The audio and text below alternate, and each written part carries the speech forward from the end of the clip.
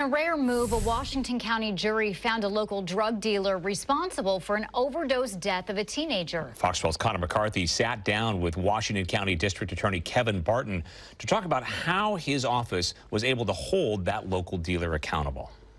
Well, since Oregon doesn't have a law on the books that goes directly after drug dealers who deal deadly drugs that lead to a fatal overdose, Washington County District Attorney Kevin Barton says it's hard to hold those dealers accountable. But with the jury finding Jair Noriega guilty of manslaughter for an overdose death of a local teen, Barton says it can be done.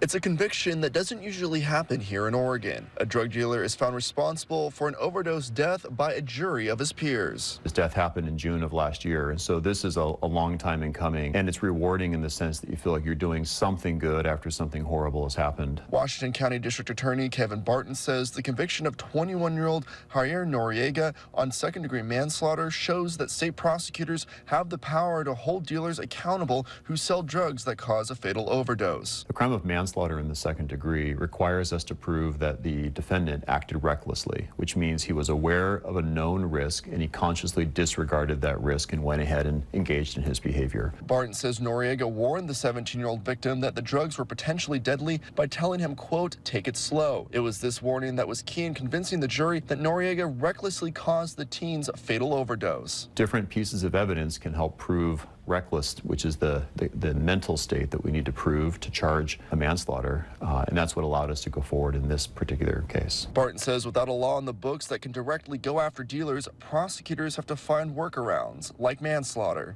Oregon's laws, they're yesterday's laws to today's problem, and so we're all doing our best to try and take laws that were really never constructed with the fentanyl crisis in mind, but trying to apply them toward a relatively new challenge. In 2019, the Oregon State House tried and failed to pass House Bill 2797, also known as Taylor's Law. It would require a sentence of 58 to 130 months if a person is convicted of dealing illegal drugs that resulted in a fatal overdose. The Drug Policy Alliance, which opposes mandatory sentencing for dealers, believes it could increase overdose deaths because the risk of mandatory prison will deter people from calling 911. If two people are using together and one person calls because a friend is overdosing, the last thing we want to do is hold a person to punish someone for calling to get help or to get authorities. We need the tools to be able to hold them fully accountable, and we just don't have them today. Even though the tools might not be there right now, Barton says Noriega's case should show the state drug dealers can be held accountable for the role they play in overdose deaths. To the drug dealers, I'll say stay away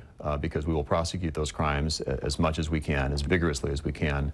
And to the community members in Washington County, I want them to see that we're doing all we can to address a very complicated problem, but we're leaning into it and really trying to protect every member of this community.